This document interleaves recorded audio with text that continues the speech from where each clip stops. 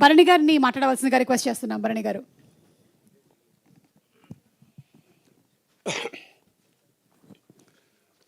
ETV అన్నా, ఈనాడన్నా మనకు రామోజీరావు గారు గుర్తొస్తారు.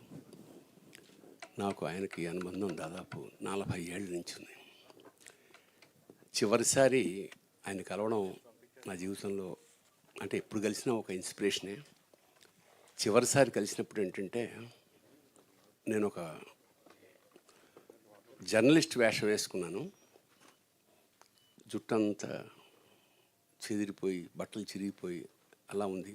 కానీ పొద్దున్నే పర్మిషన్ తీసుకున్నా, రామోజీరావు గారిని కలవచ్చా అని.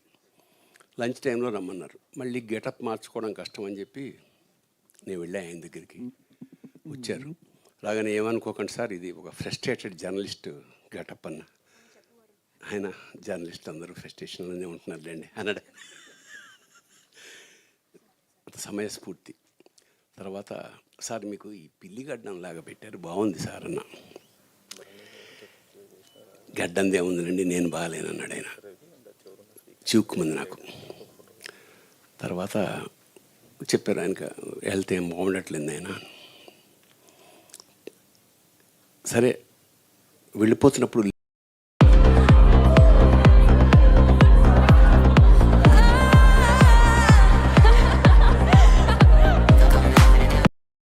పోసుకుని మీరు ఉండాలి, మీలాంటి వాళ్ళు అవసరం, దేశానికి అవసరం అని. ఏం మాట్లాడుతున్నారు భరణి గారు? నేను అన్ని కార్యక్రమాలకి అరేంజ్ చేసేసుకున్నాను. నాకు ఆ లిఫ్ట్ దిగిపోతుంది. నాకు అంత అంటే చిరస్మరణీయుడు గాడు. ఎంత గొప్ప మనిషి అంటే అలాంటి. ఆ తర్వాత ఆయన ఆశయం ఎంత గొప్పదంటే,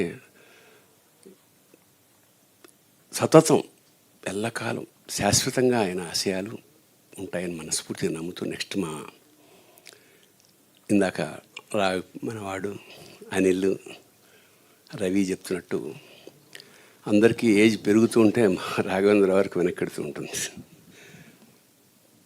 ఆయనతో పరిచయం నిజంగా నా సౌభాగ్యం. ఇప్పుడు మల్లెలు పోసిన పల్లకిలో ఊరేగుతున్నట్టు ఉంటుంది ఆయనతో పెడుతుంటే. ఎంత రైటర్ కానీ, డైరెక్టర్ కానీ, యాక్టర్ కానీ ఎంత ఎంజాయ్ చేయొచ్చో.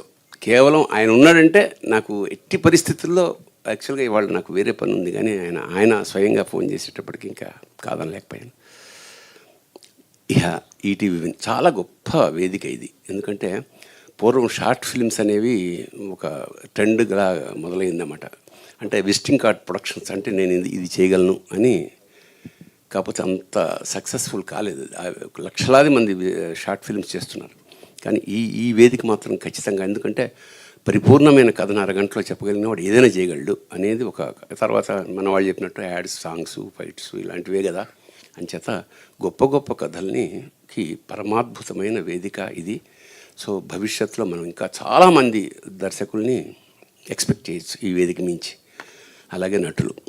సతీష్ వేగేసిన కథ చెప్పిన ఉత్తరక్షణమే నేను ఎస్ అన్నాను.